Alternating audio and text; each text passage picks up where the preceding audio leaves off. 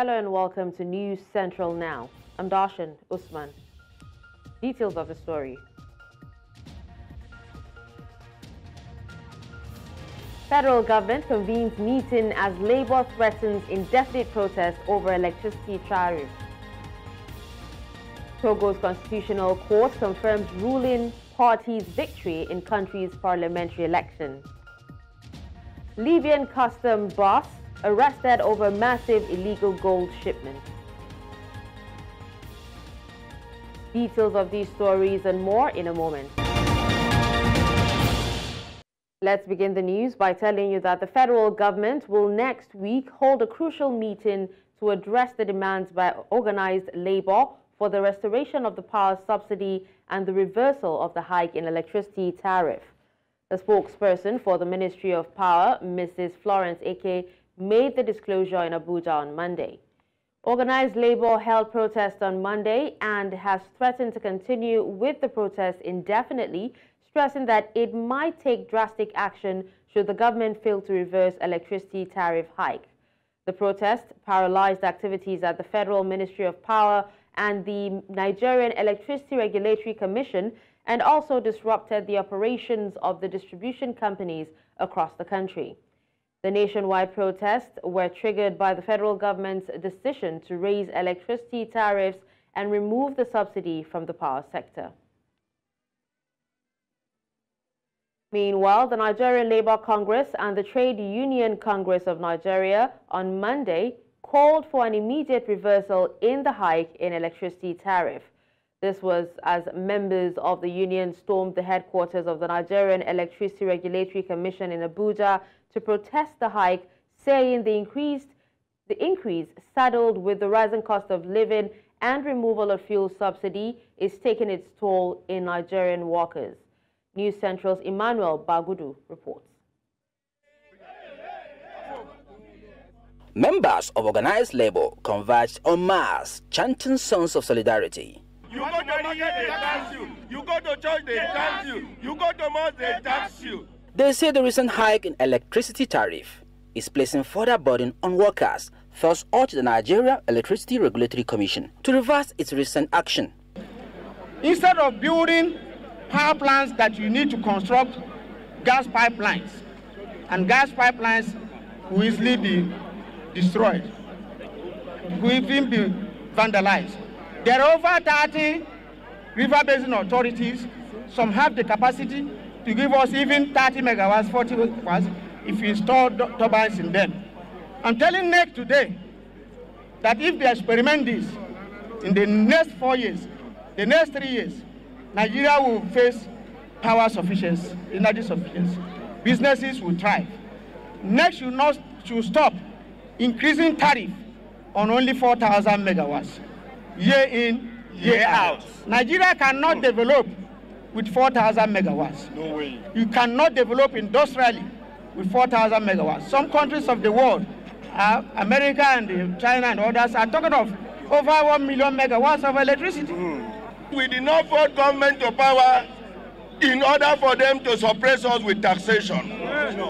How will you tax a man in electricity that he never used and you are allowing him to pay for it? A lot of people have paid for prepaid meter for almost 1 year. They refuse to give.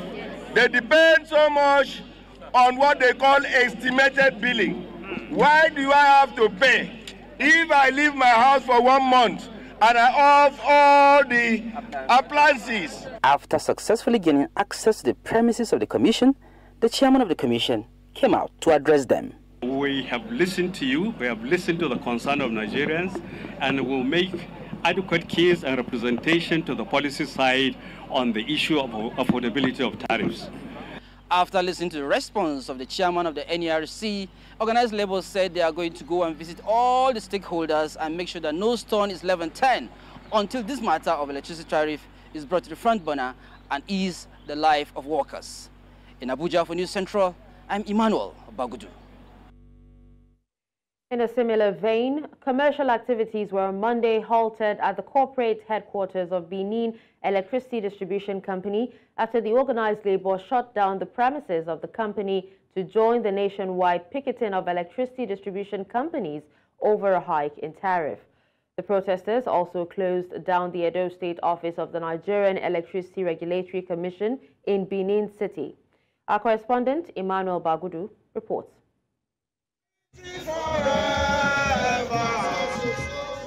The protesters took to the streets of Benin City in Edo State carrying several placards expressing their grievances. The state chairman of the Nigerian Labour Congress says that the protest was in solidarity with the union's picketing exercise nationwide. Some of the landlord tenants, their annoyance is that they don't see light, and at the end of the month, they will bring estimated bill to them. And in bringing that estimated bill to them, they will force them to pay. And which, if they did not pay, they bring argument between them and the workers. And so many of them have been, having injury in the past. Some are still in the hospital as we are talking. So we want them to bring the hike in the tariff of electricity down in the whole nation.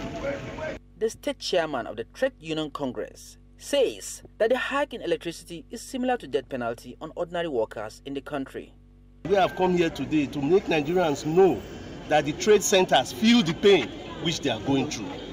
As we speak, people are paying for darkness, and rather they are increasing the price of electricity on a daily basis. Now, they said they are band A, band B. Some Nigerians are even bandless as we speak now because they cannot even find electricity to use. And with the poor production in electricity, a lot of people are being laid off from their jobs. The protesters say they will not relent in their demands till they are met. In Abuja, for News Central, I am Emmanuel Bagudu. Labour law expert Ireoluwa Oguntuashe had this to say about the organized labor's actions. Before this increase in electricity, we talk about inflation, things that have really reduced the ability of the citizens to save. We talk about inflation, you talk about the increase in the pump price, you talk about the deregulation, you talk about a lot of things. And the citizens are just looking at it and they are asking themselves the question that did we, vote for this particular government to come and levy tax on us? And another thing we should also look at is that the policies that this government is bringing out has not been people sensitive. So all this has led to discontent. For example, look at the cybersecurity levy, that fortunately the president has now come out to say that they should suspend it for now. So when you look at everything and you combine everything together, you realize that, of course, the citizens will be discontent. And more importantly, the discontent is even flowing from the fact that the citizens are thinking, including myself, that it appears as if they are just levying this body on us without the government even feeling a pinch, without the government even showing the citizens that, okay, they are also trying on their end to cut down on the spending. Nigeria's President Bola Tinubu has ordered all government agencies to purchase only gas-powered vehicles as part of the country's efforts to transition to cleaner energy and cut high fuel costs. In the directive issued on Monday by presidential spokesman Ajuri Ngelale, Tinubu said he expected all government departments and agencies to start disposing of all petrol or diesel-powered vehicles going forward. The president added that all new government vehicles, generators or tricycles must utilize compressed natural gas, solar power or be powered by electric energy sources. He expressed his commitment to effectively harness the country's gas potential to alleviate the burden of high transportation costs on the masses.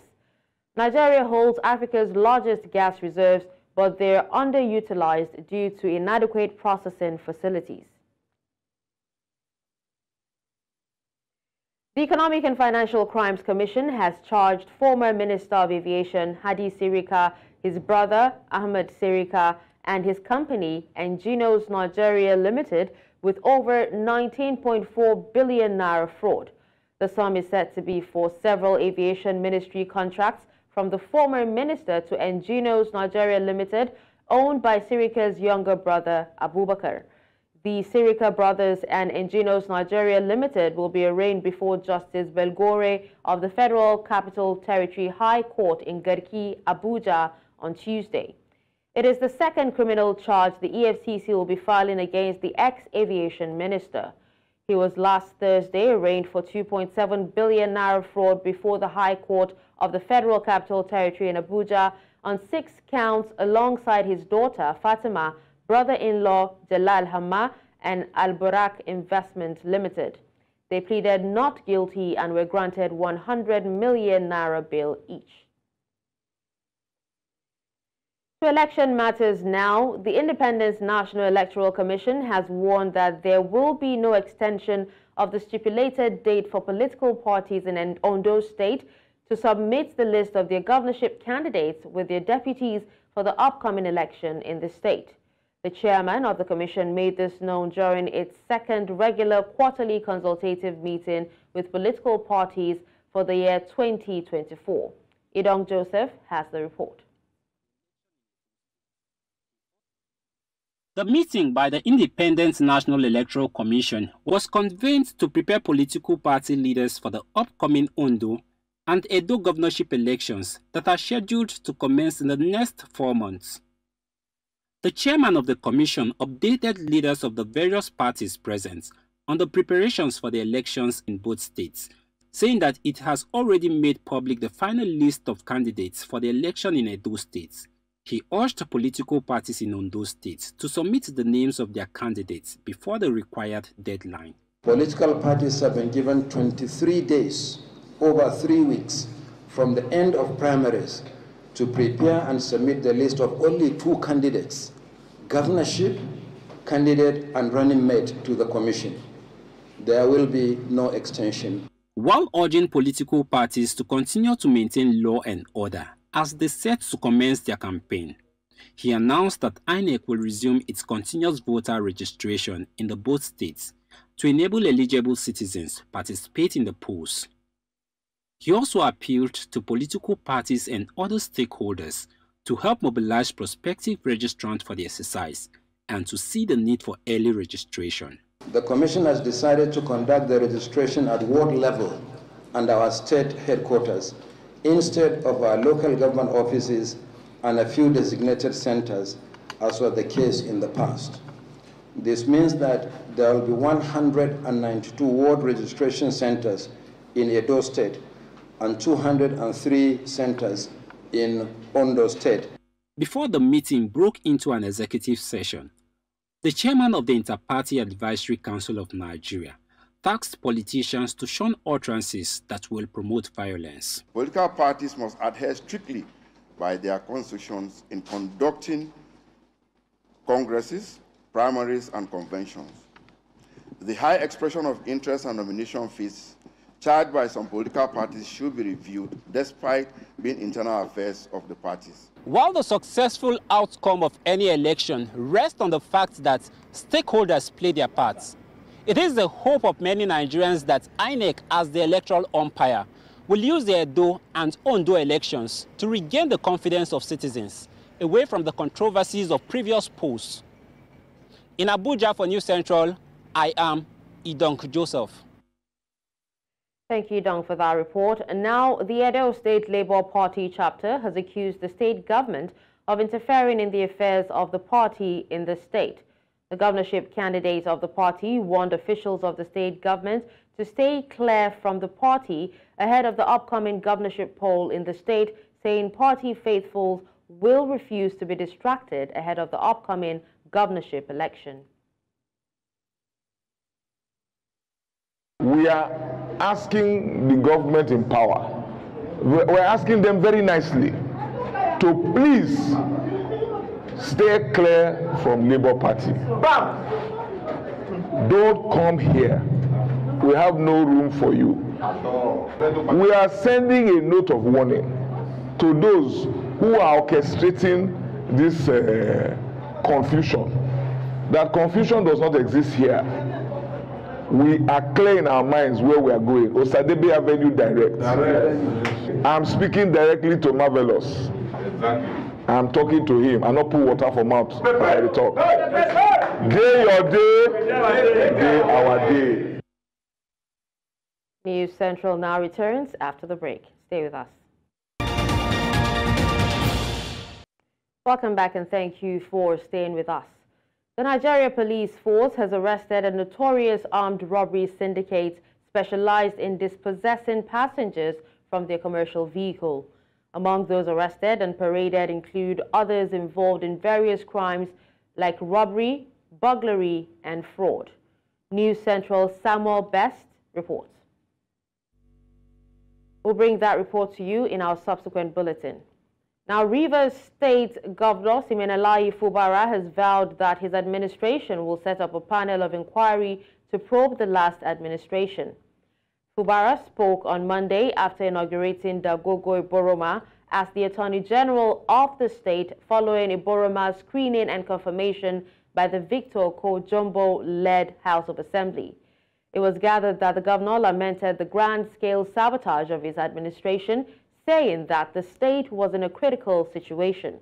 He said it had become obvious that the political crisis could no longer be resolved.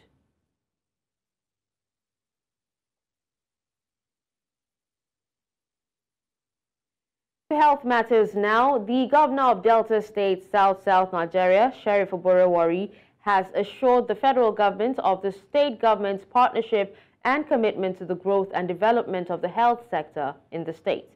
Governor Oborewari made the pledge at the formal opening of the College of Nursing Sciences on Ichuku, Anyocha North Local Government Area, satellite campus of the Federal Medical Center, Asaba. The governor said the new College of Nursing would greatly enhance the tempo and quality of human capital development in the health sector. Governor Oborewari said his administration would continue to support federal government institutions in the state for the sustainable overall growth and development of the state. Currently, we have 5 state-owned colleges of nursing, but their carrying capacity cannot absorb all the qualified applicants. You know, these days, most of our parents want their children to be nurse so they can japa, but these ones, they will be here in Jesus' name. It is my prayer that this College of Nursing Sciences will fulfill its mandate by contributing immensely to the growth of nursing education in Nigeria. President Bola Tinubu has launched a campaign to promote inclusive education, skill development, and gender equity. The campaign, tagged #WeAreEqual, is an initiative of the Organization of African First Ladies for Development and seeks to promote and has also been launched in about 15 African countries, focusing on health, education, economic empowerment, and gender-based violence. Amadin Uye reports. The launch of the campaign, focusing on education with an aim at giving young girls a second chance, was widely attended by many. The First Lady of Nigeria says that the current rate of girls drop out from school should be a source of concern. The alarming rate of school dropouts among girls are a stark reminder of the need for alternative solutions in their educational pursuit.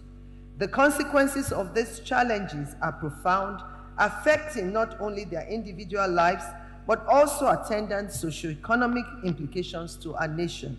President Bola Tinubu, while speaking at the launch, says that government must live up to its responsibilities and create opportunities for all citizens, especially through education. We must continue to create opportunities for all our children to access quality education without leaving anyone behind, particularly the girl child. We must engender a society where everyone has the same opportunity, regardless of who they are, because doing that leads to a stronger and more peaceful and developed society for all of us. He adds that the program will help young girls refocus their educational pursuits, giving them another opportunity at learning. The First Lady also added that the program will also give the girl child an opportunity to learn without discrimination. We cannot afford to squander the potentials and talents of half of our population.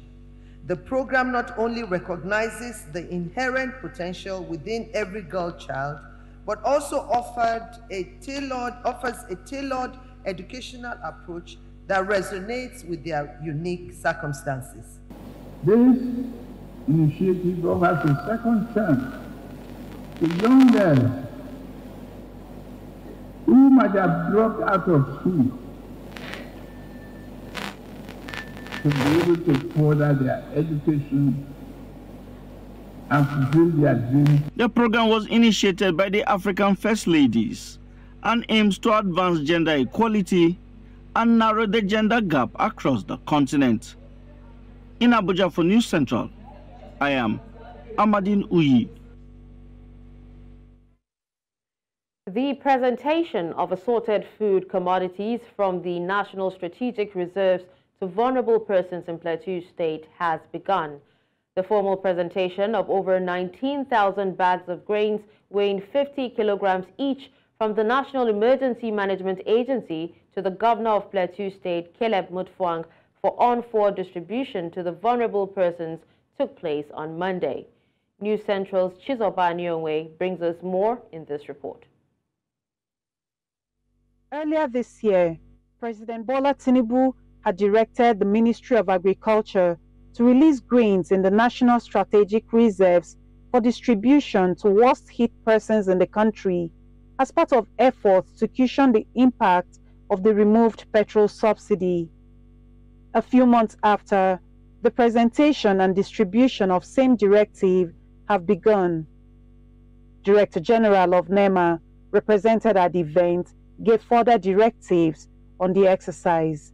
The above food items will be shared equally to all the local government areas in the state. Also, based on the directives of Mr. President, 20% of the food items due to each local government area should be given to religious organizations, CAN and JNI, and 3% to be given to boarding schools in the local government areas. Over 29,000 bags of rice, weighing 35 kilograms each, were also added to the assorted commodities by the governor to ensure the affected persons benefit more. The distribution will go on seamlessly, transparently and honestly, so that the true beneficiaries will be vulnerable people. Plateau State Executive Director of Emergency Management Agency and some recipients of the gesture were appreciative. They are a symbol of hope, a reminder that we are not alone in this fight. They are a testament to the power of unity and the unwavering support of our leaders.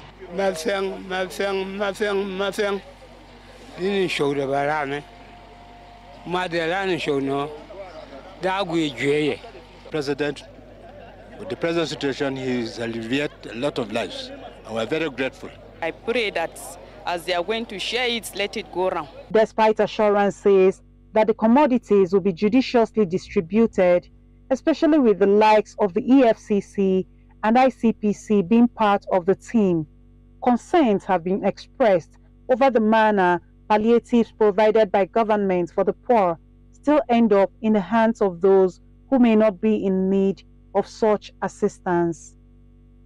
In Jos for News Central, Chizoba Anyonwe. You're still watching News Central now. Coming up, Guinea massacre victims call for crimes against humanity charges. Details after the break. Stay with us.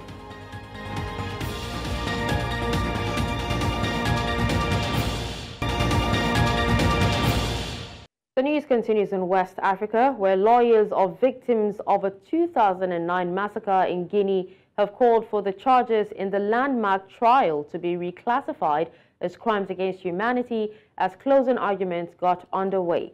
Former dictator Musa Dadis Camara and 10 other former military and government officials are accused over the killing of 156 people and the rape of at least 109 women by pro-junta forces at a political rally.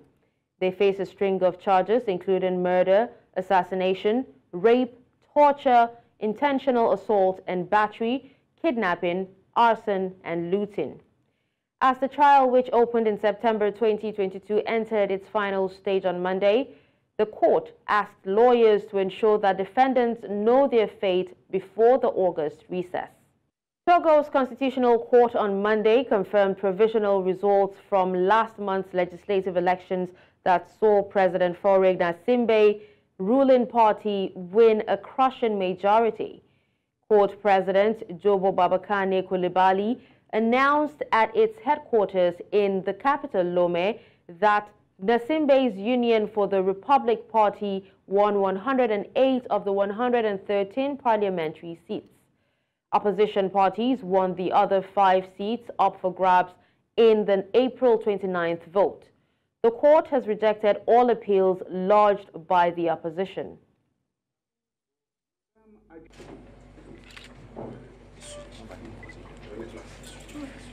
La décision numéro EL 016/24 du 9 mai 2024 rejetant le recours de M. Palanga Lalawele. Vu la décision numéro EL 017 du 9 mai 2024 rejetant le recours de M. Afangbedi Sedoufia. Pour l'ANC, un siège est élu Fabre Jean-Pierre. Pour FDR, un siège est élu Apebon Koku Doji. Pour DMP, un siège est élu Adjamabo Dabri Kafui. Circonscription électorale des Lacs, 3 sièges remportés par UNIR sont élus. De Souza Adjouavi Irène, Gabiam Ayele Esther, Drafoué Assou Jonas Bonoko. In Central Africa, the European Union has raised concerns about post-election violence in Chad 4 days after the presidential election victory of junta leader General Muhammad Idris Deby Itno. After the results were announced on Thursday, soldiers fired shots in the air in Chad's capital N'Djamena, both in celebration and to deter protesters.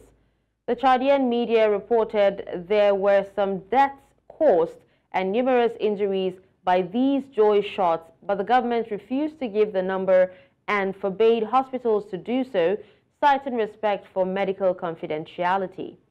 Chadian soldiers were then deployed in large numbers across several districts of N'Djamena on Friday. The European Union previously condemned Chad's failure to allow nearly 3,000 civil society members financed by the EU to observe the presidential election.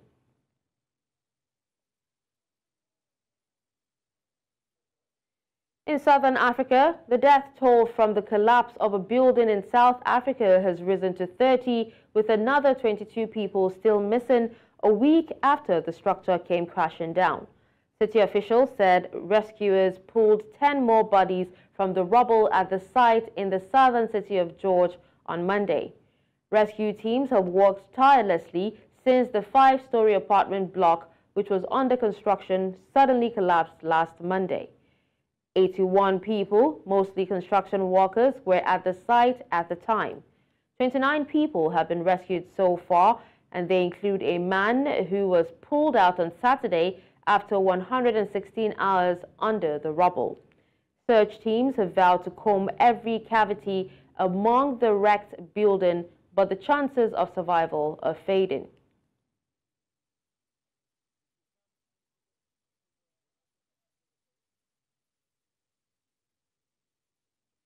The South African Health Minister, Joe Phaahla, has urged the people to be vigilant as the country has reported a laboratory-confirmed case of monkeypox disease, also known as Mpox. In a statement by the health minister, a man in his 30s tested positive a week ago. The individual has no travel history to countries that have the outbreak of this disease. Mpox presents with an acute illness characterized by fever and general flu-like symptoms, followed by the eruption of a blister-like rash on the skin. The last reported case of monkeypox was in 2022.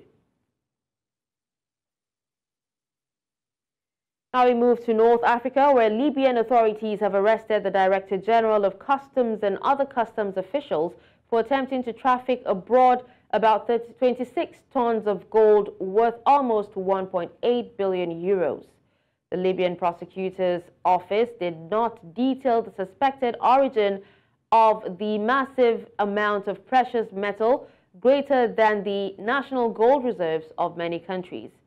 Authorities in Misrata, western Libya, made the arrest at the port city's international airport. According to Libyan law, only the central bank can export gold. Libya has been plagued by political instability and violence since the 2011 overthrow and killing of longtime dictator Muammar Gaddafi.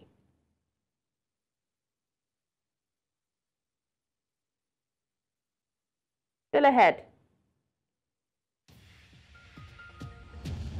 First UN security staff member killed in Gaza. Details later after the break.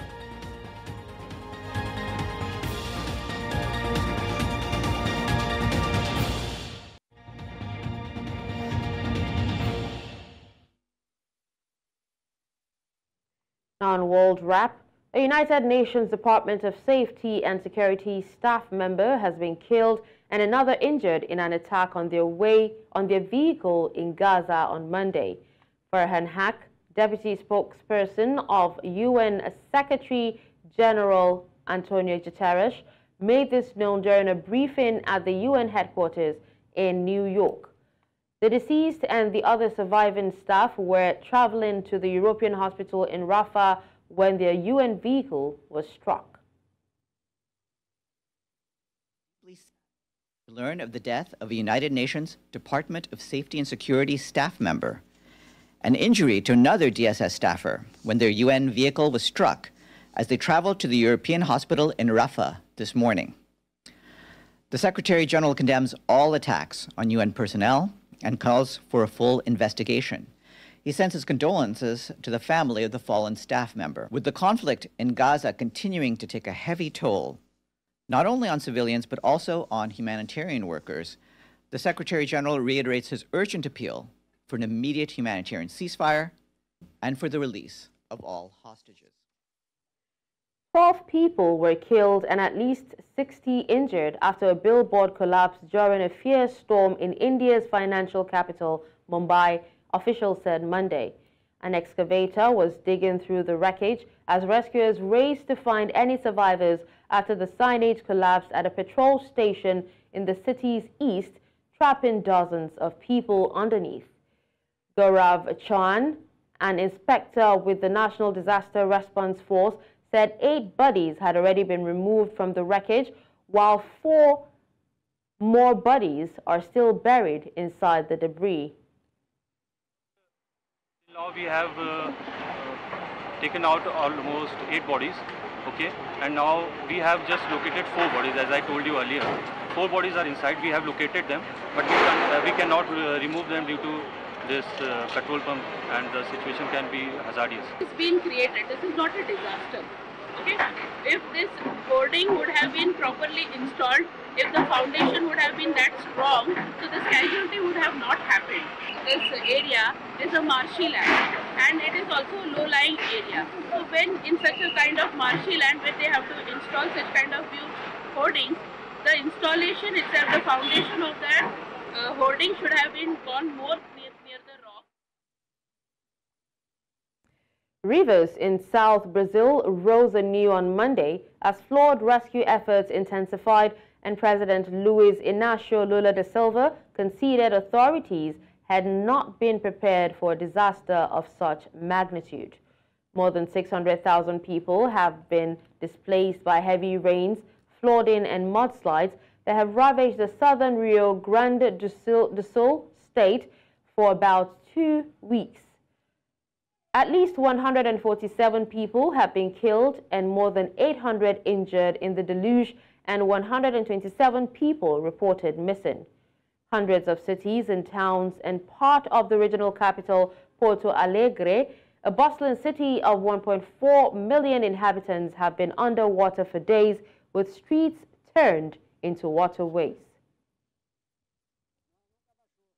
Peguei uma de outubro e essa da agora. Perdi tudo dessa vez. Já tá? Sim, a gente foi resgatar que eles estavam lá já há 6 dias, já sem comer. Daí a gente foi lá, eles estavam morrendo de fome, a gente deu ração, daí a gente trouxe de qualquer jeito pra cá. De novo? Eu tô ansioso que a água baixe pra mim não limpar a casa pra recomeçar do zero de novo. E o carro? Entendeu? Perdemos tudo. Perdemos carro, entendeu? Mas estamos indo, força de vontade. Eu sei que todo mundo vai se ajudar, todo mundo aí. Então eles... O que tava na casa do meu pai agora que sobrou, né, das coisinhas, daí a gente foi buscar do jeito que tá a previsão aí. Aí agora estamos tirando o que sobrou para não perder tudo, né? Já perdemos muito. Let's join our business desk for today's news.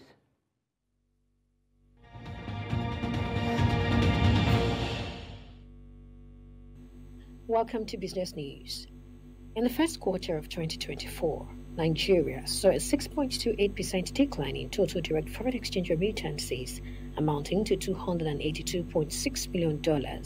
This is according to data from the Central Bank of Nigeria, CBN. This marks a decrease from the $301.57 million recorded in the same period last year. Direct foreign exchange remittances to Nigeria involve transfers from Nigerians to family or others within the country, facilitated through various channels like international money transfer operators and banks. These remittances, a vital source of forex inflows, alongside oil and non-oil export and foreign investment, contribute significantly to the country's economy. Month on month, there was a notable increase in remittances, reaching $138.56 million, showing a substantial growth from previous figures. However, February saw a significant drop to $39.15 million compared to the same period in the previous year. Kenyans who work and reside overseas sent $397.3 million in April 2024, down 2.6% from $407.8 million in March 2024. Remittance inflows have increased by 24% from April 2023, when they were $320.3 million. In the year ending in April, cumulative inflows climbed by 11.9% to $4.457 billion from $3.985 billion during the same period in 2023. With a respectable 49% of all remittances to Kenya, the U.S. continued to be the highest source, down from 54% in February. Remittances every month have varied from the record high, the highest since August 2020, that was announced at the beginning of the year. And finally, South Africa's Transnet has a down to 130 billion rand debt, which is incurring 1 billion rand monthly interest. Under proposed tariffs, road costs to Johannesburg from Cape Town would surge 2.5 times higher than trucks. Extending this model to roads would result in unsustainable charges for trucks.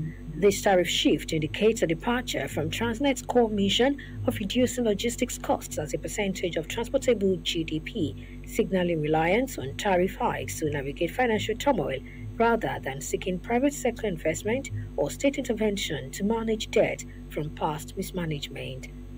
And that's our offering on Business News at this time. Thank you for watching. I am Perpetua Fasami Peter. The news continues shortly. Bye for now.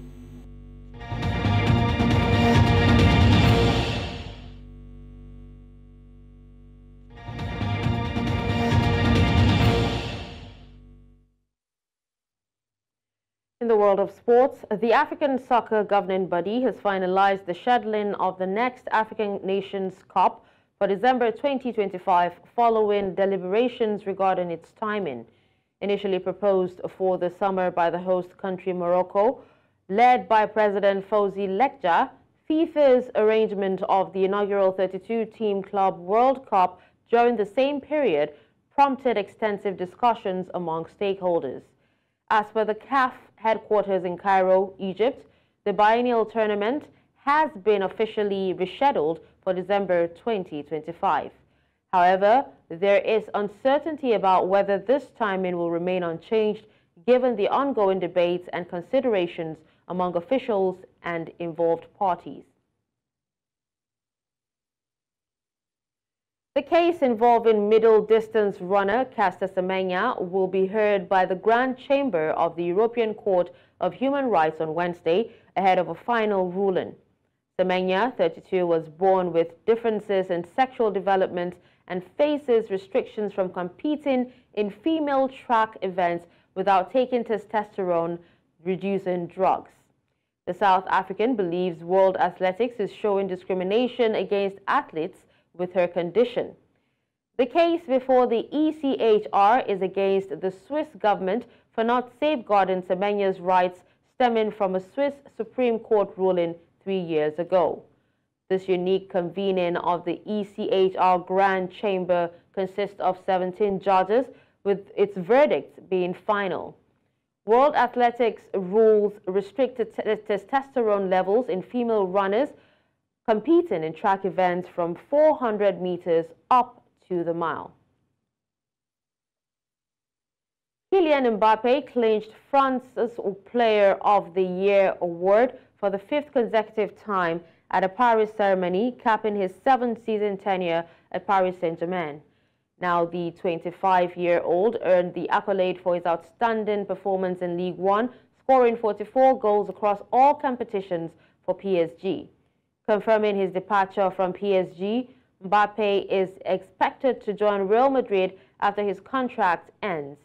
Despite PSG's recent defeats to Toulouse, Mbappe's final home game saw him tally 27 goals in Ligue 1, surpassing his competitors. Notably, PSG's dominance was evident in other awards, with Warren Zaire-Emery named Young Player of the Season and Gianluigi Donnarumma hailed as the best goalkeeper. Additionally, Eric Roy of Brest received the Coach of the Year title for guiding the club to their first ever European qualification. Still talking sports, Daniil Medvedev progressed in his Rome title defense with a hard-fought victory over qualifier Hamad Medjedovic, amid the men's tournament witnessing surprising exits, including 4th seed Andrei Rublev. The Russian set to face Tommy Paul in the last 16 battle against next-gen champion Medjedovic in a grueling clash of powerful players. Despite securing the win, Medvedev faces fatigue after a nearly 3-hour-long match, indicating that the 20-year-old Medjedovic possesses skills surpassing his current world ranking of 121. This victory presents Medvedev with a promising opportunity to claim his first title of the year, but underscores the physical toll of his matches in the tournament. And that's all at this hour. But before we go, let's take another look at some of our top stories. We told you that federal government convenes meeting as Labour threatens indefinite protest over electricity tariff. We also told you that Togo's constitutional court confirms ruling party's victory in the country's parliamentary election. Finally, you heard that Libyan customs boss arrested over massive illegal gold shipment. Send your eyewitness report to the WhatsApp number on the screen. Do follow us on social media. We are at News Central TV. You can watch News Central live on DSTV channel 422, Star Times channel 274, Avo TV, and YouTube. Many thanks for watching. I'm Darshan Usman.